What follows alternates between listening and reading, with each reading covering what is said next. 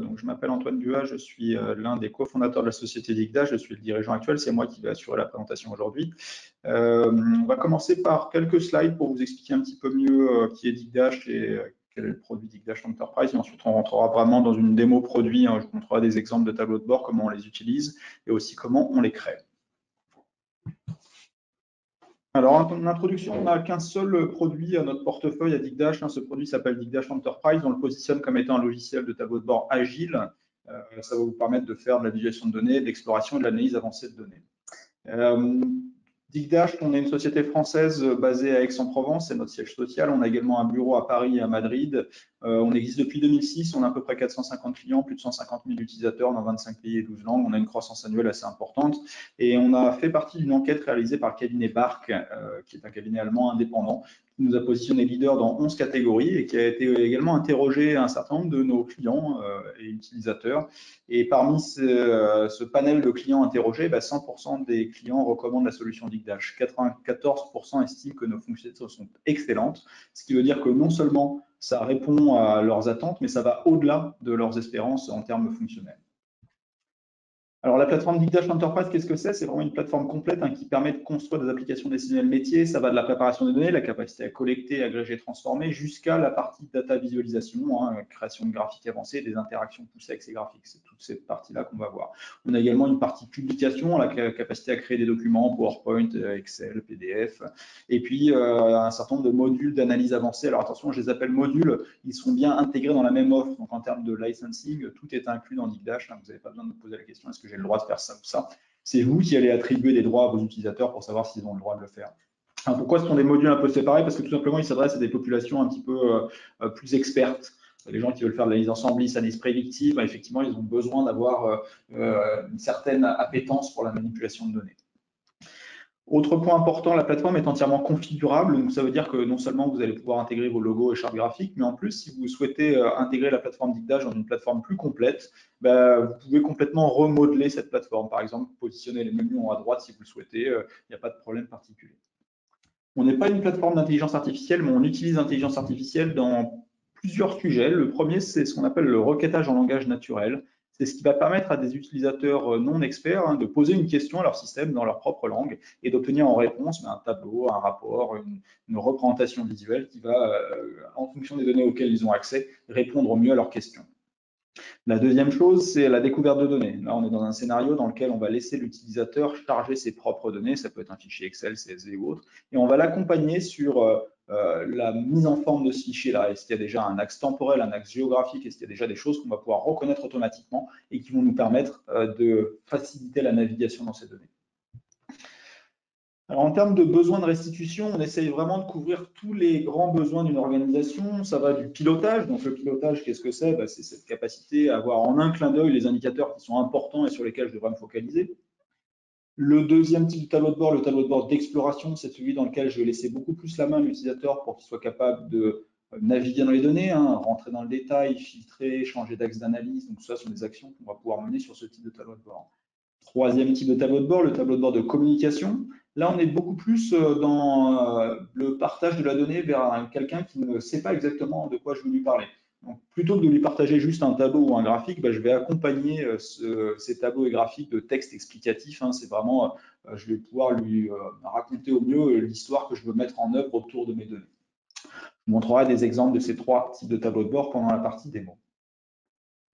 Alors, en termes de positionnement, Digdash se veut être très centré sur l'utilisateur. Pour nous, ça veut dire deux choses. Donner beaucoup d'autonomie à l'utilisateur, quel que soit son niveau d'expertise, et laisser la capacité de consommation de tableaux de bord et de données, quel que soit le support sur lequel on veuille le faire. Je vais y revenir dans un instant.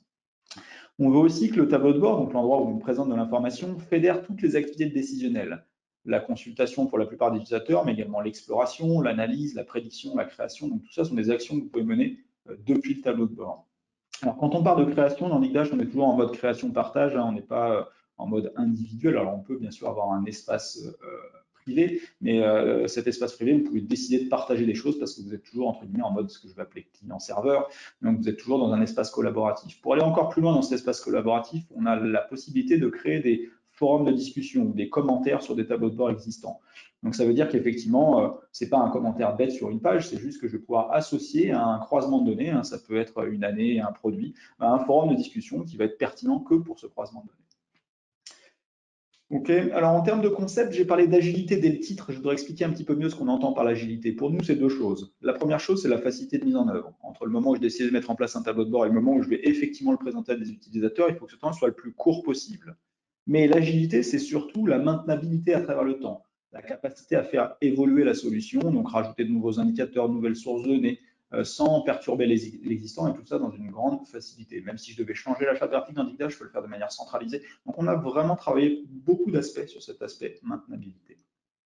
Deuxième concept important, c'est l'ubiquité. L'ubiquité, c'est quoi? C'est la capacité à se diffuser sur n'importe quel type de support. Je l'ai évoqué tout à l'heure rapidement. Je voudrais rajouter ici une contrainte supplémentaire. Notre vocation, c'est de ne pas avoir à installer quoi que ce soit sur support. Donc, que je sois sur un PC, sur Windows, Linux ou bien même sur Mac, je vais pouvoir utiliser avec le navigateur tel qu'il est fourni par la plateforme. Ça peut être Internet Explorer, Chrome, Safari, Firefox, Opera, il n'y a pas de contrainte particulière.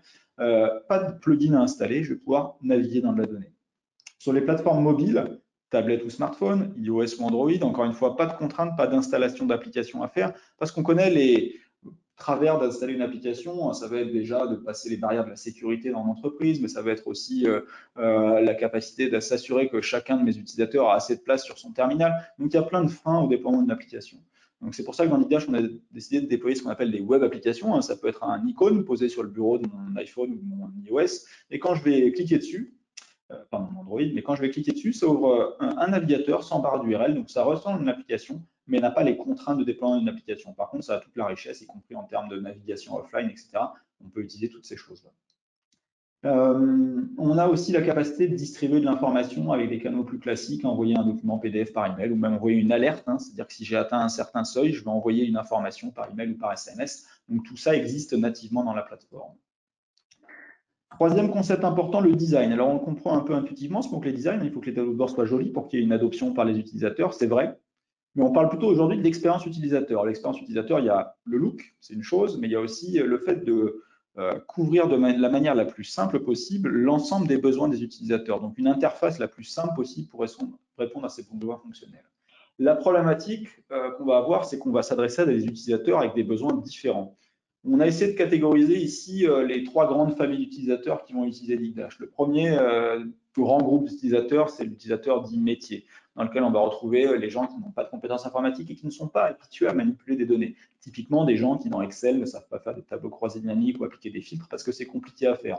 Donc là, on leur fournit une interface très presse-bouton, très simple d'usage pour qu'ils soient autonomes dans la navigation dans leurs données. Deuxième profil d'utilisateur, l'analyste. Alors, l'analyste, c'est plutôt quelqu'un qui a une habitude de manipulation de données. Ça peut être dans Excel, ça peut être dans, je ne sais pas, Business Objects, Cognos, MicroStrategy ou autre. Et donc, il va vouloir retrouver finalement un petit peu avec ses compétences existantes, une manière facile de construire des rapports ou des documents ou des tableaux de bord dans Dicdash. Troisième profil d'utilisateur, ce qu'on appelle le responsable décisionnel. Pour nous, c'est quelqu'un qui est beaucoup plus proche de la donnée, on l'appelle aussi d'ailleurs modeleur de données.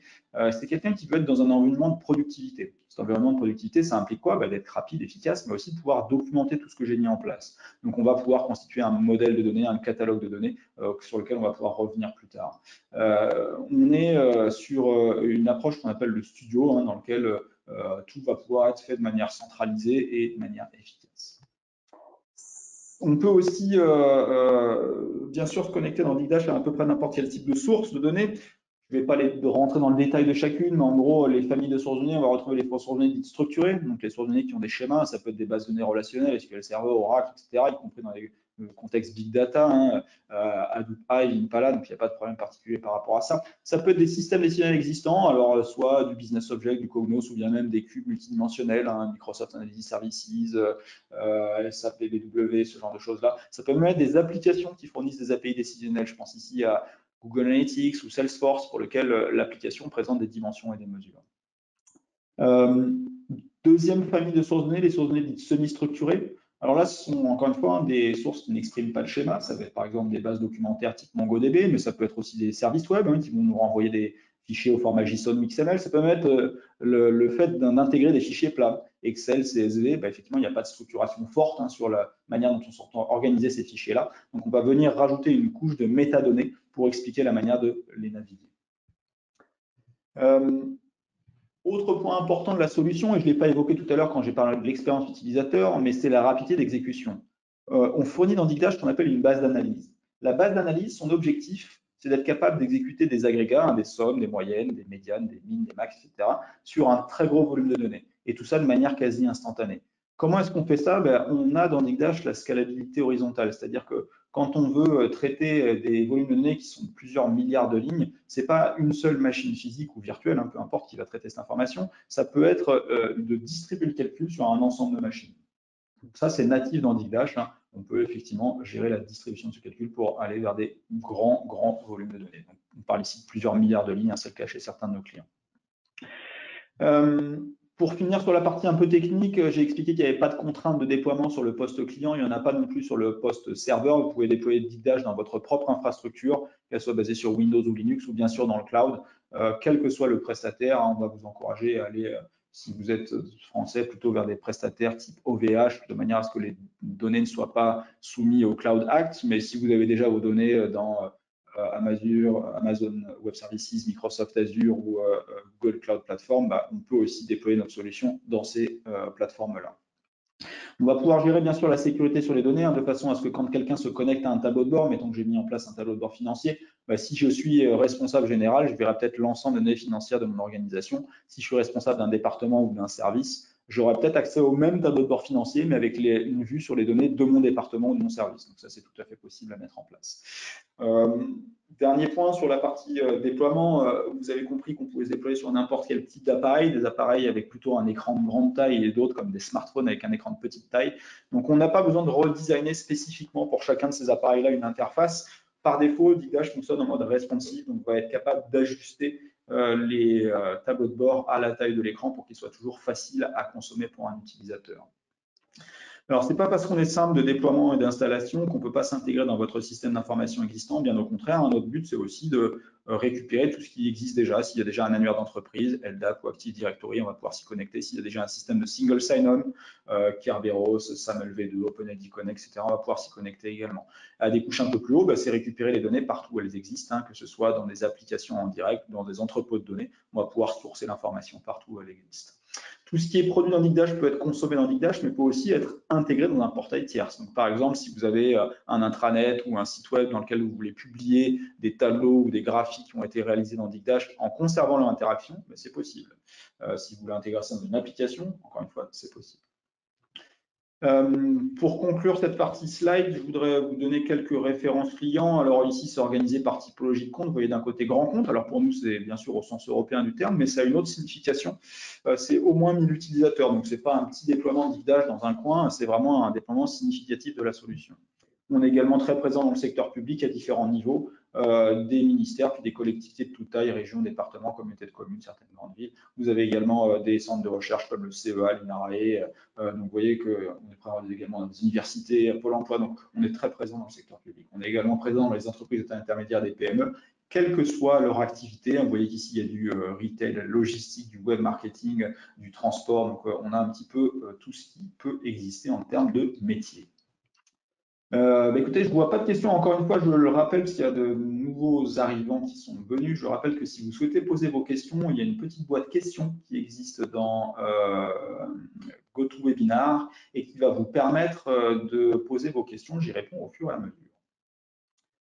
OK, je vais passer à l'aspect démo, puisqu'il n'y a pas de questions pour l'instant. Donc, je vous avais parlé de 3 grands types de tableaux de bord. Je voudrais vous montrer des exemples, alors assez rapides pour la plupart d'entre eux, puis après on rentrera dans le détail de la construction. Donc, premier exemple, le tableau de bord de pilotage. Je rappelle sa vocation, c'est qu'en un clin d'œil, je dois avoir des éléments, des indicateurs clés présentés à l'écran, et puis savoir ceux qui vont m'intéresser. Donc, effectivement, sur ce type de représentation visuelle, la seule chose qui va nous intéresser, c'est le point rouge au début de chaque ligne. C'est l'endroit où je devrais focaliser mon attention parce qu'il y a un problème particulier.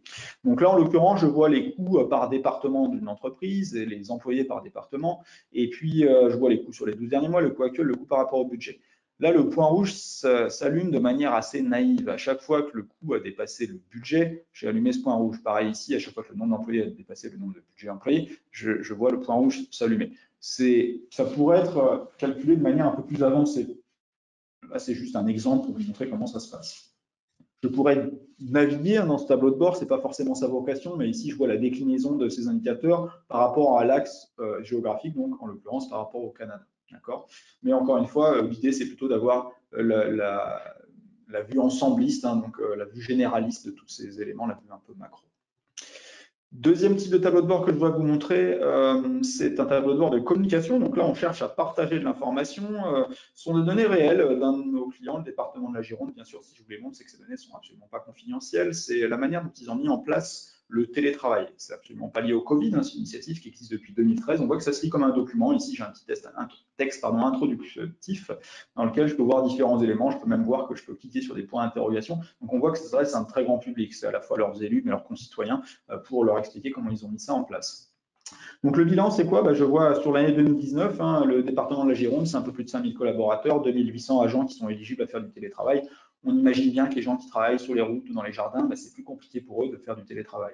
Parmi ces 2800 agents, 507 personnes ont effectivement fait du télétravail. Alors tout ça pour l'année 2019. Hein. Si je clique sur 2018, on va voir que l'ensemble de ces chiffres va être remis à jour, mais c'est vrai aussi pour l'ensemble des autres éléments graphiques sur cette page. La répartition hommes-femmes, la pyramide des âges, la raison pour laquelle les demandes ont été rejetées, et à chaque fois, hein, je peux rentrer dans le détail de l'information pour obtenir plus de détails. Si je change mon année, hein, tout ça va se recalculer automatiquement. Si je reviens au niveau supérieur, etc., tout ça se recalcule. Donc ici, on est sur un écran de taille assez large, hein, l'écran de mon PC, donc je vais voir par filière, par statut, par catégorie, côte à côte. Mais si j'étais sur un écran de plus petite taille, et ici, je vais juste le simuler en retaillant mon navigateur pour le positionner comme s'il ressemblait plus ou moins à un smartphone d'un point de vue proportion. D'accord. Donc là, on va voir qu'effectivement, les catégories par filière, par statut et par catégorie, qui étaient tout à l'heure côte à côte, vont passer les uns en dessous des autres. On a conservé ce contexte de filtrage tout le temps apparent, c'est vraiment un choix de design du département. Ils ont voulu effectivement que les utilisateurs soient toujours au courant de ce qu'ils étaient en train de regarder, dans quel contexte ça se situait. Donc là, en l'occurrence, 2019.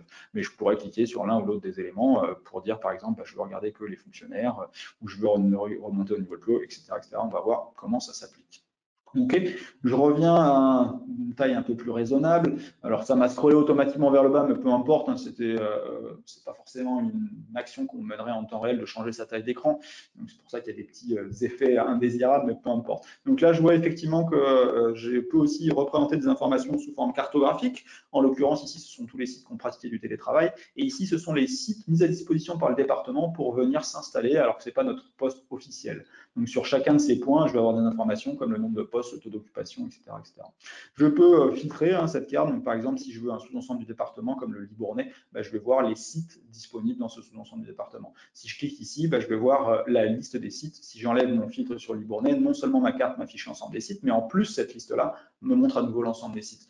Cette liste, elle est recherchable, entre guillemets, c'est-à-dire que je peux commencer à taper Sud, par exemple, ici, et je vois que ça va faire réagir CRD du Sud Gironde contient Sud, pôle jeunesse territoriale du Sud Gironde. Donc, à moi de venir cliquer sur ce qui m'intéresse et automatiquement, l'ensemble de la page, hein, on le voit ici sur le côté, parle de 2019 et CRD du Sud Gironde.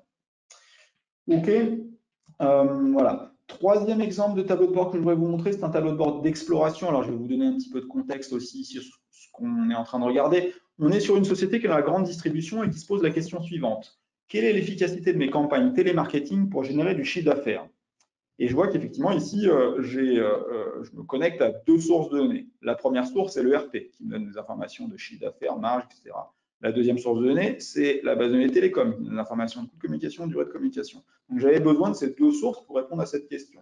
Par contre, ces deux sources, elles partagent certains axes. Par exemple, l'axe temporel, si je choisis l'année 2018, l'ensemble des vignettes est filtré par 2018. Si je choisis un pays en particulier, on va prendre l'Espagne, l'ensemble des vignettes est filtré par l'Espagne. Donc, vous voyez qu'en termes de temps de réponse, je n'ai pas insisté depuis le début, mais c'est quasiment instantané. On n'est pas sur des très gros volumes de données, là, tout tourne en local sur ma machine, à la fois la partie serveur et la partie restitution. Mais ça vous montre effectivement que là, sur un volume d'à peu près 2 millions de lignes, on est vraiment instantané en termes de calcul. Il n'y a pas de pré-calcul, tout est calculé temps réel ici dans Digdash, donc quelle que soit l'analyse que vous allez faire, vous n'aurez pas de dégradation des performances. Ok, je reviens au niveau le plus haut. Alors, vous voyez qu'ici, ces vignettes me servent non seulement de sorte de page d'accueil, mais c'est aussi un index. Si je passe ma souris sur une vignette, je vois qu'il y a une action possible. Quand je vais cliquer sur chiffre d'affaires, ben, je vais rentrer dans le détail de chiffre d'affaires. Je vais voir le chiffre d'affaires par région, je vais voir les 10 meilleurs produits qui ont constitué ce chiffre d'affaires et je vais voir l'évolution de ce chiffre d'affaires pour la période considérée, ici l'année 2018. Je peux continuer à rentrer dans le détail de l'Europe, de la France. À chaque fois, l'ensemble des autres graphiques va s'ajuster par rapport à ma nouvelle sélection qui est maintenant 2018 et France. Si je vois ici cette carte, bah, c'est uniquement pour montrer qu'il existe des différences entre les régions, mais je peux aussi obtenir le détail. Alors, soit en passant ma souris directement sur chacune des régions, je peux avoir le chiffre d'affaires, mais si je tourne cette carte, je peux obtenir aussi le tableau de ce qui est porté par cette carte. En l'occurrence, les régions françaises, leur chiffre d'affaires associé. Ce tableau reste interactif, donc je pourrais par exemple le trier par chiffre d'affaires. Je pourrais remonter au niveau continent, descendre en Amérique, dans les États-Unis. Je vois encore une fois que l'ensemble des autres graphiques réagit, mais si je tourne mon tableau, c'est bien la carte des États-Unis qui va apparaître. Alors, le contexte 2018 États-Unis, il n'est pas spécifique à cette page. Vous avez peut-être vu tout à l'heure que quand je suis passé de la page de synthèse à cette page chiffre d'affaires, j'ai gardé 2018. Mais si je passe à la page comparaison, on essaye tant que faire se peut de garder tous les filtres compatibles. En l'occurrence, là, ils sont tous compatibles. Donc, 2018 États-Unis, c'est pour ça que l'ensemble de données que je regarde ici parle de 2018 États-Unis. On voit bien la carte des États-Unis d'ailleurs ici. Je peux continuer à naviguer donc en cliquant pour rentrer dans le détail. Donc ça, c'est la première option. Le fait de cliquer sur un élément graphique, soit pour filtrer, soit pour driller, c'est-à-dire rentrer dans le détail, soit pour ouvrir une boîte de détails. Donc tout ça sont des actions standards de Digdash. Vous pouvez aussi laisser l'utilisateur filtrer par des éléments qui ne sont pas visuellement présents à l'écran. Par exemple, ici, j'ai les téléphones. Je peux rajouter un ou plusieurs téléphones et je vais voir que les trois graphiques du haut vont être impactés par ma sélection. Ça peut être continu ou non continu, peu importe. L'idée de tout ça, c'est de laisser l'utilisateur faire des découvertes dans les données. Une fois qu'il va découvrir des choses, très probablement, il va vouloir partager ses découvertes. Donc, pour partager mes découvertes, j'ai plusieurs options. Première option, je pourrais prendre ce premier graphique ici et dire, bah, tiens, je vais le sauvegarder en PDF. Le contenu du PDF, il est assez simple à comprendre. La première page, c'est le contexte de sélection, c'est-à-dire qu'est-ce que j'ai filtré. Et la deuxième page, c'est le graphique tel qu'il apparaissait sur mon tableau de bord. La problématique du PDF, c'est que c'est difficilement éditable, donc ça en fait un format un peu final, d'accord. Si je voulais l'éditer, bah, j'ai d'autres moyens d'export. Je pourrais aussi sauvegarder en PowerPoint. Pardon, j'ai cliqué sur Excel sans faire exprès. Je vais cliquer sur PowerPoint et je vais vous montrer aussi qu'on peut l'ouvrir dans Excel aussi. Donc l'idée du PowerPoint, c'est quoi? Bah, c'est de se dire que je suis dans un format plus éditable, d'accord. Donc non seulement je vais pouvoir changer ici, par exemple, le nom en disant, bah, tiens, ici c'est les filtres et pas la sélection courante, ou le nom du titre ici. En plus, je vais pouvoir enrichir avec d'autres choses. Je peux faire un peu ce que je veux. Ça va même plus loin que ça parce que tous les graphiques exportés dans Digdash sont dits vectoriels. Donc, si vous voulez prendre ici la Californie, la mettre de côté pour y faire un commentaire particulier, vous pouvez le faire. Si vous voulez appliquer un style graphique particulier PowerPoint, vous pouvez le faire parce que vous êtes dans le vrai mode PowerPoint vectoriel. Alors après, on est dans PowerPoint, on peut faire un peu n'importe quoi. C'est pas parce qu'on peut faire n'importe quoi qu'il faut faire n'importe quoi. Nous, on travaille beaucoup avec les chercheurs autour de la représentation visuelle. Ils ne sont pas d'accord sur tout, mais ils sont tous d'accord pour dire que la 3D est plutôt un frein à la lecture. Donc, éviter ce type de représentation visuelle, ça n'a absolument aucun intérêt. Ok, donc j'ai exporté les visuels, je peux aussi exporter, vous avez vu dans Excel, je l'ai fait tout à l'heure en cliquant par mégarde, mais c'est pas grave, on va quand même ouvrir ce document Excel. Donc là, on va voir qu'effectivement, j'ai les États des États-Unis, leur coût de communication associé. On voit bien que ici, ce chiffre, bien qu'il soit formaté en euros, reste un chiffre dans la barre de formule, ce qui veut dire qu'on peut continuer à l'exploiter dans Excel si on le souhaite. Ok, j'ai exporté brique par brique, je peux exporter un ensemble de composants. Alors, pas uniquement d'une seule page, ça peut me mettre multipage. Donc, par exemple, ici, dans ma page de synthèse, j'ai un bouton télécharger de PowerPoint. Si je clique dessus, je vais récupérer des éléments issus de plusieurs de ces onglets pour les assembler au sein d'un document PowerPoint multipage. On va juste attendre qu'il se génère, ce document PowerPoint. Et en fait, on va quand même conserver aussi notre contexte de filtrage, qui est ici 2018 Administration États-Unis, comme résultat de notre document PowerPoint. Alors, je ne sais pas pourquoi il est si long, mais on va l'attendre un petit peu. Visiblement, il est quand même en train de se générer. Hop, on va l'ouvrir. Donc, on voit effectivement ici, alors je vais le mettre un peu de côté pour qu'on se souvienne de notre contexte de filtrage. J'ai la date du jour dans la page de garde, mais peu importe, c'est absolument pas des données issues de mon tableau de bord. Je vois ici les données issues dans mon contexte, donc c'est bien les départements de la fonction d'administration, c'est bien l'année 2018 des États-Unis, d'ailleurs on voit que c'est la carte des États-Unis, on voit bien que c'est l'année 2018, etc., sur l'ensemble de mes pages.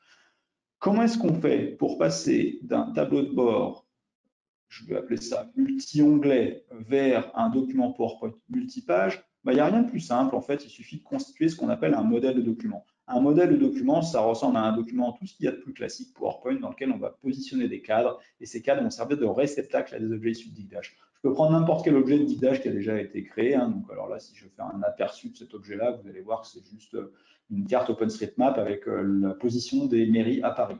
Donc, si ça, vous voulez l'intégrer dans votre PowerPoint, vous allez sur ce petit menu-là, vous faites copier vers PowerPoint ou Impress. Impress, c'est la version LibreOffice de PowerPoint parce qu'effectivement, on supporte toutes les suites bureautiques. OpenOffice, LibreOffice, Office 365, Google Drive, etc., etc. Donc ici, si vous faites coller, vous allez pouvoir effectivement positionner votre carte là où vous le souhaitez, si vous le souhaitez mettre en rotation, etc. Et c'est à l'intérieur de ce cadre-là que va atterrir la carte quand il y aura un contexte de filtrage qui aura été mis en œuvre. Contexte qui peut être donc exporté depuis un tableau de bord manuellement, comme je l'ai fait ici, mais qui pourrait être aussi généré automatiquement. Tous les soirs, à 9 h, je vais envoyer un document PowerPoint à telle ou telle personne avec son contexte de filtrage, c'est tout à fait possible à réaliser. OK, voilà. Donc là, on était sur ce qu'on appelle chez nous la communication externe, la capacité d'extraire des données de Digdash pour les partager à des gens qui n'auraient pas accès à Digdash. Mais notre recommandation, c'est plutôt de laisser une ouverture aux gens pour qu'ils puissent collaborer directement autour des données du tableau de bord. Donc pour collaborer, je peux ajouter des commentaires. Je vais revenir à un niveau de navigation par défaut et je vais ajouter un commentaire ici sur la boîte coûts. Je vais dire, tiens, les coûts sont... Pardon, j'arrive pas à taper, les coûts sont en hausse. OK, donc je vois apparaître les coûts en hausse, je vais me déconnecter et me reconnecter avec un utilisateur qui a bien sûr accès au même tableau de bord. Ce n'est pas le même utilisateur, mais c'est le même tableau de bord. Alors d'ailleurs, c'est le même tableau de bord, mais pas forcément avec la même charte graphique.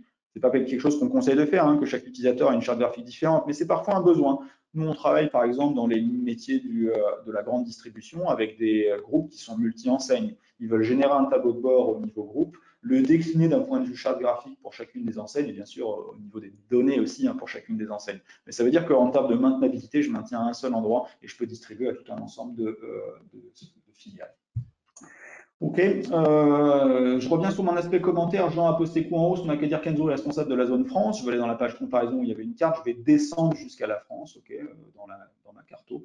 Et je vais venir appliquer un commentaire. Alors, vous allez voir que quand j'ajoute un commentaire, le contexte de mon tableau de bord qui était pays France va être repris comme contexte de mon commentaire géographie France. On va voir à quoi ça sert. On va expliquer ce qui se passe en France. On reste dans le sud que j'ai plus consommé. Je vais le dire. Je vais dire j'ai une campagne en cours dans le sud. OK, je vois apparaître mon commentaire ici. Je vais me déconnecter et me reconnecter avec l'utilisateur précédent qui était Jean.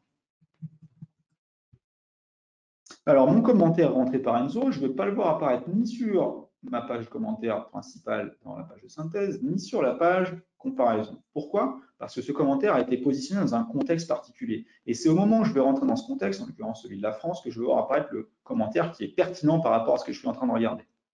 Si je remonte au niveau le plus haut, ce commentaire disparaît, mais j'ai quand même un autre moyen de le faire afficher. Je veux afficher tous les commentaires. Je veux voir apparaître Enzo qui a dit campagne en cours dans le sud. Le sud de quoi? J'applique sur le contexte de ce commentaire et je vois qu'effectivement, ici, je suis filtré par la France.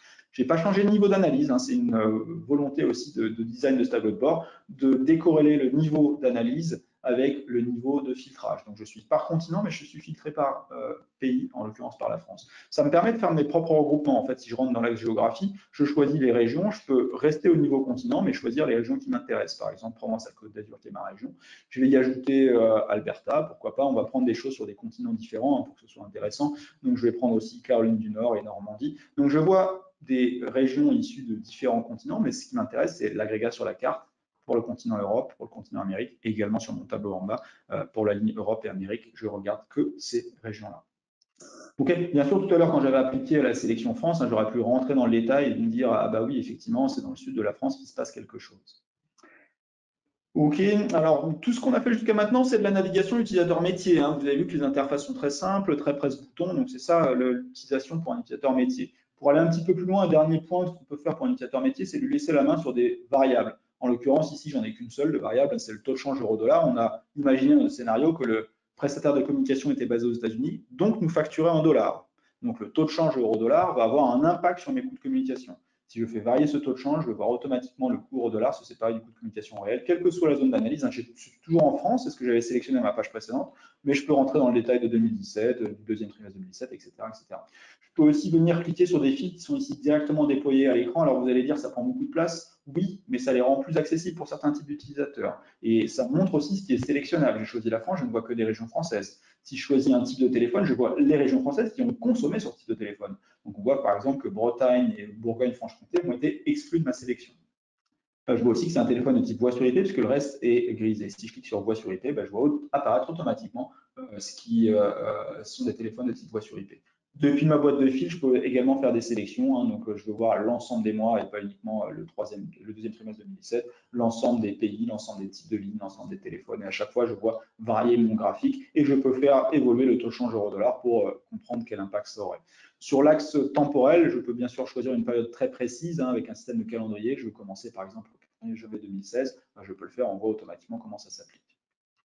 Voilà, donc là on était sur l'utilisateur métier, je voudrais passer à l'analyse et vous montrer ce que peut faire un analyste. Donc l'idée de l'analyse, c'est lui montrer tous les objets, dimensions et mesures auxquels il a accès dans sa source de données pour qu'il soit capable de faire lui-même des rapports. Alors il y a déjà un rapport existant ici avec des années et des coûts de communication, mais je peux l'enrichir. Donc par exemple, je peux prendre les pays et je vais voir par année, par pays, le coût de communication. Je pourrais rajouter un total par groupe de pays, pourquoi pas. Je pourrais rajouter également, alors j'ai fait ici en glisser-déposer, c'est mon habitude de travail, mais si je viens j'ai une habitude différente, je pourrais le faire aussi en clic droit. Si je veux rajouter un total au début, par exemple, je le fais ici. Je pourrais ajouter également donc, des mesures. Je prends la durée, je la pose à côté de coût. Alors, quand je pose une mesure, elle vient avec son agrégat favori. Ça veut dire que la personne qui a réalisé ce modèle de données, la connexion vers la source, a dit à chaque fois qu'il y a la durée, je voudrais me montrer la somme. Moi, en tant qu'analyste, ce n'est pas forcément ce que je veux. Donc, je vais pouvoir changer l'agrégat et dire tiens, je vais prendre moyenne, le poser sur durée, j'obtiens la moyenne de durée des appels. Je pourrais aussi faire des transformations un peu plus complexes. Par exemple, je prends année-1, je le pose sur coût de communication, ça va me générer automatiquement la colonne coût année-1. Je vais enlever durée pour qu'on comprenne bien ce qui se passe. J'ai déjà les années dans mon tableau. Donc en diagonale, c'est la même information puisque 2017 Canada année-1 correspond à 2016 Canada année en cours. Mais prenons qu'une seule année. Je vais prendre l'année 2018. Je vais enlever la date. Okay. Donc on est bien 2018 d'un côté, année-1, 2017. Okay. À ça, je pourrais, avec une fonction générale de Digdash, vouloir calculer le pourcentage de progression entre mon coût année-1 et mon coût. Je clique sur OK, j'obtiens automatiquement le pourcentage de progression. Là, je l'ai fait avec une fonction prédéfinie, mais si j'étais un utilisateur un peu Excel ou un peu avancé, je peux créer ma propre formule, d'accord? Donc, ce taux de progression que j'ai utilisé avec la bibliothèque Digdash, je pourrais aussi le recalculer de manière manuelle, enfin plus manuelle. Je fais le coût moins le coût année-1, qui est celui qu'on vient de créer en glisser-déposer, qui est déjà disponible dans notre éditeur de formule, divisé par ce même coût année-1. Et je lui associe un format de nombre. Alors, on ne va pas prendre le pourcentage de base, on va prendre le pourcentage avec deux chiffres après la virgule. Comme ça montrera que c'est bien le même calcul, mais tout simplement présenté de manière différente. Après, ces calculs, ils n'ont pas vocation à comparer que 2018 à 2017. Là, la somme de 2018, c'est 8408, mais si je rajoute 2017 à mon contexte, la première colonne contient 2017 plus 2018. Par glissement année-1, on le compare à 2016 plus 2017 et j'obtiens le pourcentage de progression entre ces deux couples d'années. Alors, je vais enlever un des deux, ce n'est pas la peine de garder les deux. Je pourrais rajouter une dimension supplémentaire, ça marcherait de la même manière. Donc, par pays et par type de ligne, je vois l'ensemble de ces calculs se remettre à jour automatiquement. OK, cette interface-là ne s'adresse pas à un utilisateur métier. C'est trop complexe pour un utilisateur métier. Donc, pour créer des choses, on a quand même une interface un peu intermédiaire pour l'utilisateur métier. C'est la question en langage naturel. Donc, il peut ici venir poser ces questions. Par exemple, je voudrais avoir les par type de ligne. Si je pose cette question-là, ça va venir interroger les différentes sources auxquelles j'ai accès pour me générer automatiquement des représentations graphiques. Donc, par exemple, ici, il m'a choisi un graphique en barre. Pourquoi? Parce que les types de lignes, c'est une dimension discrète avec peu de membres et le graphique en barre, c'est la meilleure manière d'afficher ce type de représentation. Alors, on voit bien qu'on est toujours filtré par 2017-2018, mais je peux enlever mes filtres. Je peux rentrer dans le détail, cliquer sur mobile ici, remonter, etc. J'aurais pu poser une autre question, par exemple les coûts par année. Si je pose cette question-là, le système va comprendre que l'axe temporel est une dimension continue. La meilleure manière de le présenter, c'est une courbe. Si je clique dessus, je peux rentrer dans le détail, encore une fois, comme j'ai vu tout à l'heure. Si je demande par année et par type de ligne, je vais juste mettre type pour aller plus vite. Par défaut, il va me proposer un tableau croisé dans lequel je peux, encore une fois, naviguer dans l'un ou l'autre des sens, remonter dans le sens inverse. Il n'y a pas de contrainte particulière par rapport à ça. J'aurais pu aussi imposer un style de restitution. Si je veux voir ça en graphique en colonne, je vais pouvoir effectivement voir directement la même information, mais présentée sous forme de graphique en colonne. Donc ça s'adresse vraiment à n'importe quelle question. Je peux demander le coût pour le Canada. Par exemple, si je pose cette question-là, le système comprend que le Canada fait partie de l'axe géographique, va me montrer une carte. Vous voyez qu'il y a une certaine intelligence derrière qui essaie de générer les graphiques les plus appropriés. OK, je rentre dans l'éditeur de tableau de bord parce qu'ici, on était en mode ce qu'on appelle interrogation ad hoc. Je me pose une question, mais qui est presque finalement une question jetable. J'aurais pu la sauvegarder. Moi, il se trouve que j'ai les droits de sauvegarde, hein, notamment ici, je peux sauvegarder ce qu'on appelle des vues, les rendre publics, etc.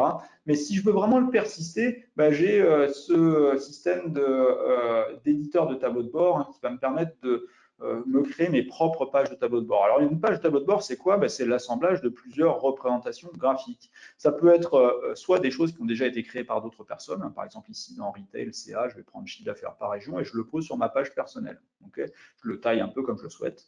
Je pourrais prendre dans la base télécom ici, hein, des choses qui ne sont pas forcément complètement reliées, la corrélation entre temps de communication et matériel. Donc, je vais voir ici que je peux le positionner sur la même page facilement. On va voir que je peux l'aligner aussi, hein, tout ça très facilement. Je pourrais prendre des choses complètement décorrélées. On a vu tout à l'heure la position des mairies à Paris sur une carte OpenStreetMap. Bah, pourquoi pas le mettre sur ma page de garde, hein. Je peux vraiment choisir un peu ce que je veux dans cette page-là. Si je reviens à la vue utilisateur de cette page, je vais voir, alors effectivement, ici, je ne dois pas avoir de connexion vers mon serveur OpenStreetMap, c'est pas grave, tout à l'heure ça fonctionnait, c'est que ça va mettre juste un peu de temps. Donc, on va voir effectivement ici que les relations qui existaient, bah, elles existent toujours, hein. Donc, si je clique en Europe, ça va venir me filtrer cet autre graphe-là. Si je choisis une mairie en particulier ou plusieurs mairies, ici, on va les voir apparaître effectivement directement sur notre carte. OK. Je reviens à l'éditeur. Donc, ça, c'était une vue assez simple. J'ai juste assemblé des choses qui étaient déjà existantes dans quelqu'un d'autre avait créé, hein, finalement. Je vais aller un cran plus loin. Je voudrais charger mes propres données. D'accord. Donc, pour ce faire, on peut le rendre, hein, encore une fois, accessible à un utilisateur métier avec l'assistant de création de tableau de bord. Alors attention, l'utilisateur métier, il n'a pas une connaissance d'une base de données, etc. Tout ce qu'il va pouvoir connecter, c'est des fichiers, hein, Excel, CSV, XML, JSON. Donc, si je viens sélectionner un fichier ici, je vais pouvoir choisir un fichier Excel, par exemple, sur mon bureau. On va prendre celui-là. Ici, il va me le charger. Je lui montre que c'est un fichier qui fait à peu près 7 mégas. Je vais cliquer sur Suivant. Il va me suggérer ce que je peux faire avec. Donc, avec une note de 5 sur 5, il trouve que ça ressemble à la vente au détail.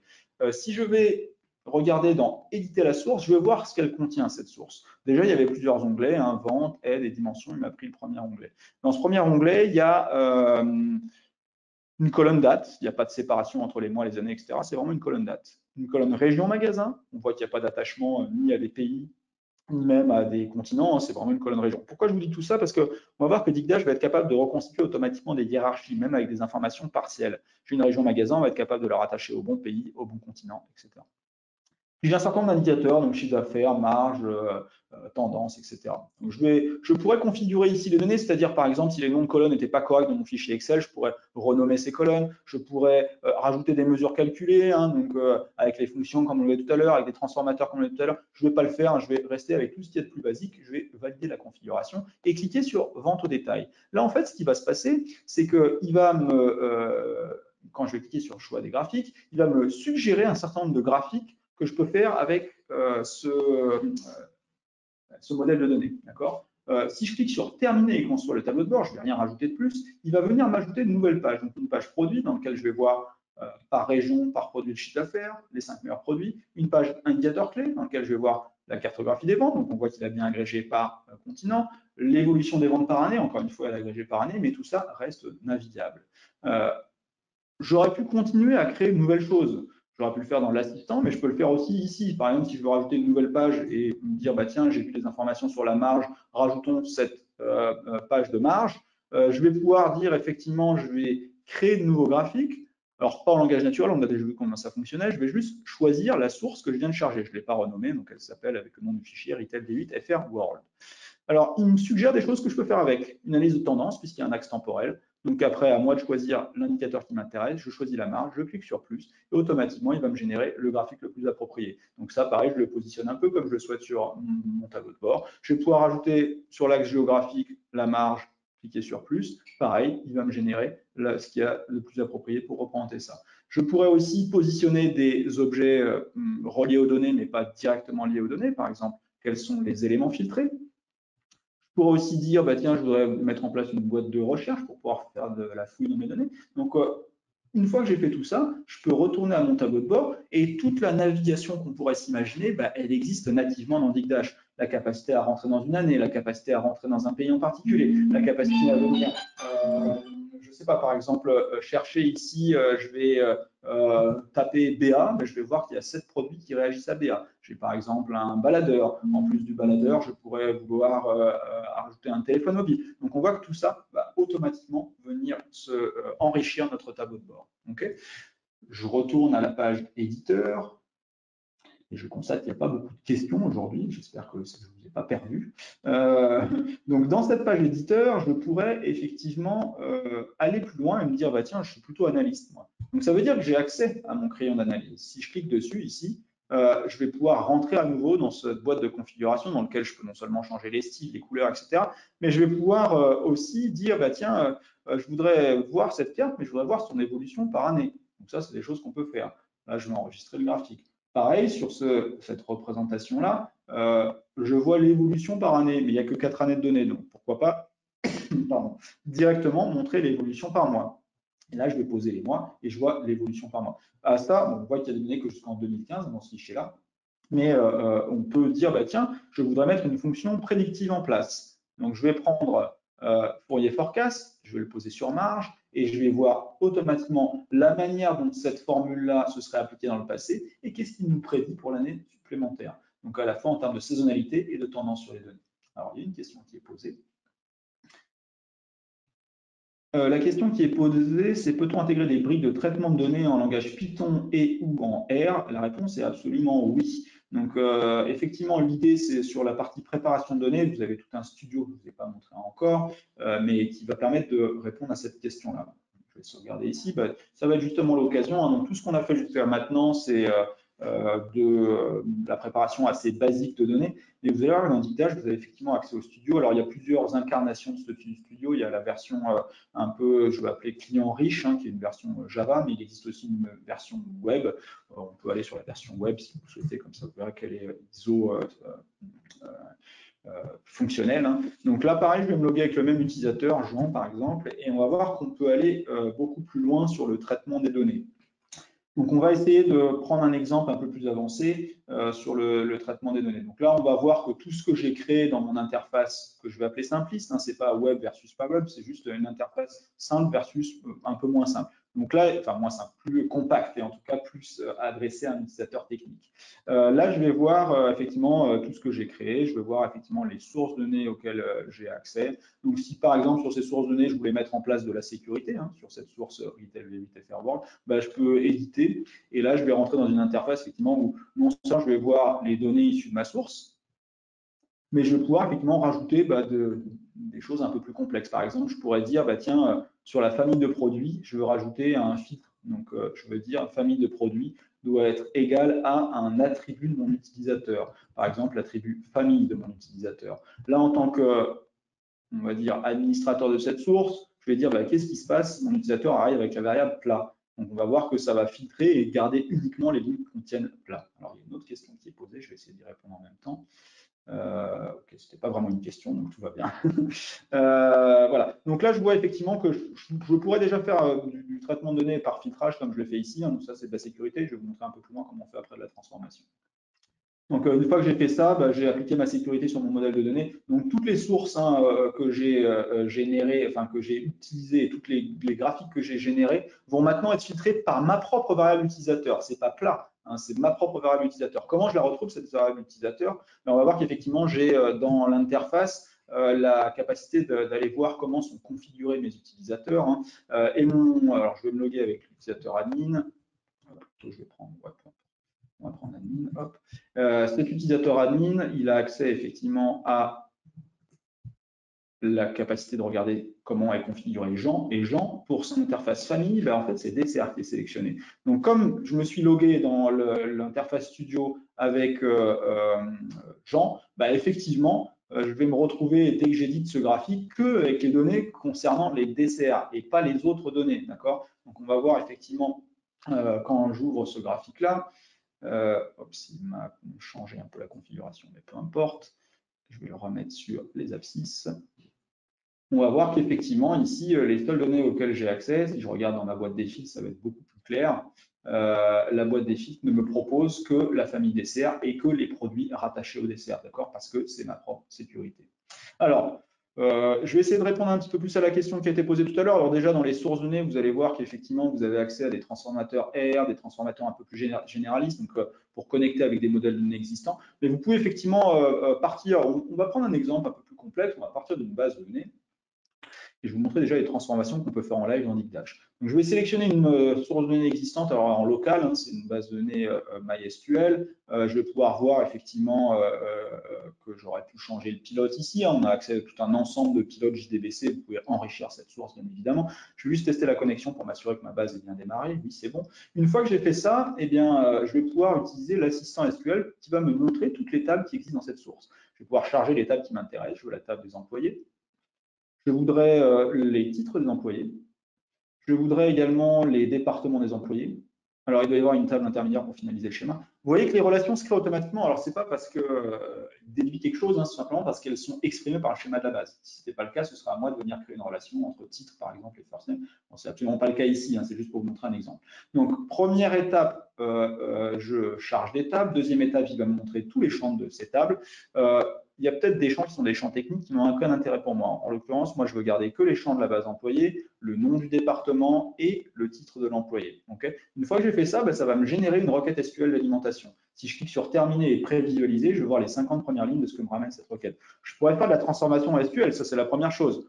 Bon, il faut quand même c'est faisable, hein, mais ce n'est pas quelque chose que nous, on recommande. Déjà parce que ce n'est pas entre guillemets, standard, hein, quelle que soit la source. Si je prends du Excel, je ne pourrais pas faire du SQL dessus. Dans Digdash, on a une manière de transformation qui est indépendante de la source. C'est de tout simplement venir appliquer des filtres directement sur la prévisualisation. Donc, enfin des filtres, des transformations sur la prévisualisation. Par exemple, ici, ma birth date, où je pourrais dire, bah non, ce n'est pas la birth date qui m'intéresse, je vais faire une transformation de données. Je vais prendre une fonction préétablie, la fonction âge, et je vais donc modifier la date de naissance de cet employé avec son âge, d'accord? J'aurais pu faire des transformations aussi sous forme de vrais scripts. Par exemple, ici, mon employé number, je vois que c'est qu'un chiffre. Moi, je veux le préfixer hein, pour dire qu'il s'agit d'un employé. Je vais le préfixer par la valeur amp, d'accord? Peut-être même que ça va me permettre de faire une clé de liaison avec une autre table, d'accord? Donc, chargement, transformation, c'est la première étape. Étape suivante, c'est la modélisation. C'est là où on va commencer à mettre des noms plus intelligents à nos colonnes. Donc, par exemple, la birth date, c'est absolument plus une birth date. Maintenant, c'est un âge. Et peut-être même que par défaut, j'aurais le présenté sous forme de mesure pour lequel l'agrégat favori ne va pas être la somme, mais la moyenne. Donc, si quelqu'un demande l'âge par département, je vais lui donner la moyenne d'âge, d'accord, même s'il ne précise pas qu'il voulait la moyenne. Okay, donc là, je vais donner un nom à cette source, on va l'appeler employé. Elle a une capacité à se rafraîchir automatiquement, donc là, c'est tous les jours à 20 heures, mais on peut éditer ça hein, pour dire que c'est toutes les minutes, toutes les heures, ou au contraire, tous les mois, le dernier jour du mois, etc. etc. Là, je vais laisser tout ça par défaut. Je pourrais aussi créer des mesures calculées, hein, donc par exemple des transformations, des fonctions générales comme on l'a vu tout à l'heure, ou bien même avec le mode avancé, je pourrais dire, bah, tiens, je veux compter le nombre d'employés. Donc, je veux faire un distinct du nombre d'employés. Ça correspond à mon nombre d'employés. Okay. Une fois que j'ai fait ça, je peux effectivement utiliser cette source de données, même depuis le studio, pour en créer des représentations graphiques. D'accord. Donc là, tout peut être documenté. C'est vrai que je ne vous l'ai pas montré, je vais peut-être vous le montrer rapidement. Je vais retourner dans l'édition de la source. À chaque fois que j'ai rentré des valeurs, même tout à l'heure quand j'ai tapé âge, où est-ce que c'était? Voilà, ici, âge. Je peux l'éditeur multilangue. Alors moi, j'ai déployé que 3 langues, hein, anglais, français, anglais, mais je peux surtout tout documenter. Vous vous souvenez tout à l'heure, comme j'ai insisté sur cette partie de documentation de la donnée, ben, on a tout un espace de description ici, hein, qui pourrait être plus grand que ça, bien sûr, si ma boîte est plus grande. Donc on peut venir ajouter une liste de synonymes, puis un ensemble de descriptions, et tout ça va arriver dans notre catalogue de données. Ce catalogue de données, il est exploitable directement dans Digdash. Vous allez pouvoir après faire des rapports dessus, etc., pour sortir des dictionnaires de données qui vont même pouvoir être interactifs et accessibles par les utilisateurs métiers. Ok, donc une fois que j'ai fait ça, effectivement, je peux commencer à faire une représentation visuelle sur ma base des employés. Hein, donc je vais créer ce qu'on appelle un flux de données chez nous. Hein, donc par exemple, ça pourrait être tout simplement une courbe hein, dans laquelle je veux voir ma base des employés. Dans cette base des employés, je voudrais choisir, on va prendre ici, hop, le nombre d'employés par la date à laquelle je les ai employés. Alors, il reconnaît automatiquement sur la date hein, que c'est une date, donc il va me proposer différentes hiérarchies et de naviguer sur cette hiérarchie. Je vais lui dire très bien OK. Donc là, pour l'instant, il n'a jamais chargé les données de ma base. Donc effectivement, pour la prévisualisation, il est en train de me dire j'ai besoin d'attendre un petit peu parce que effectivement, j'ai besoin de données finalement pour interagir, la visualisation. Donc, j'ai besoin de prendre toutes les données de la base SQL et de les charger dans ma fameuse base d'analyse. Okay, donc, on va le laisser travailler. Bon, ça ne devrait pas être très long. Je vais donner un nom à ma source. On l'appelle employé. Hop, employé. Ça ne devrait pas être très long parce que ma base SQL n'est pas très volumineuse, mais il se trouve que mon PC a l'air de ramer pas mal. C'est déjà fini, juste au moment où j'ai cliqué, en fait, ça c'est fini. Hop, on ne va pas le faire ici, pardon, je vais le faire ouvrir dans le navigateur. Donc on va voir effectivement ici, ah ouais, je suis l'utilisateur admin, c'est pour ça que ça ne marche pas, je vais ouvrir plusieurs utilisateurs en même temps. Hop, je refais et je vais me loguer en tant que Jean cette fois-ci, puisque j'ai fait tout dans le portefeuille de mon utilisateur.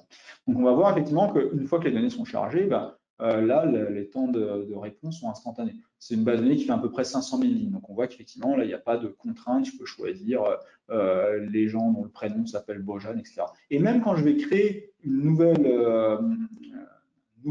représentation visuelle ici, hein, on va voir que ça va être instantané parce que maintenant les données sont chargées, d'accord. Donc si je veux voir effectivement sur ma base employée, je voudrais voir toujours, on va prendre le nombre d'employés par exemple par titre par exemple dans l'axe des secteurs. Là cette fois-ci, il y a juste un petit temps en fait qui me permet d'agir sur le graphique, c'est-à-dire qu'il me laisse le temps de faire plusieurs actions avant de rafraîchir le graphique. Mais sinon, c'est effectivement complètement instantané. Hein. Le fait de poser quelque chose de supplémentaire ici va me permettre de directement voir quelle représentation visuelle va être associée à ma nouvelle sélection. Et ça, je peux l'appeler employé par titre et genre. Et voilà. Donc, on voit que très facilement, je peux créer des nouvelles représentations visuelles. Alors, il nous reste à peu près 5-6 minutes de présentation. Je vais vous laisser, je vais vous laisser poser des questions s'il y en a par rapport à tout ce qu'on a vu ou des choses que l'on n'aurait pas vues. Je n'ai pas insisté sur la partie transformation de données qui sont des parties un peu plus techniques, hein, notamment l'utilisation de Python ou R, etc. Mais vous avez compris qu'effectivement, les connecteurs sont là pour pouvoir soit faire des choses en dehors de DigDash, hein, vous avez un script R que vous avez mis en place et vous voulez passer par une minute de transformation à travers ce script R, à travers un serveur R, c'est tout à fait possible, ou écrire du Python en direct ou du JavaScript comme c'était le cas ici. Vous voyez que c'est possible en transformation aussi. Alors, il y a des questions qui commencent à arriver. Ce n'était pas vraiment une question. Merci pour la remarque. C'est-à-dire que la présentation s'était bien déroulée. Merci beaucoup.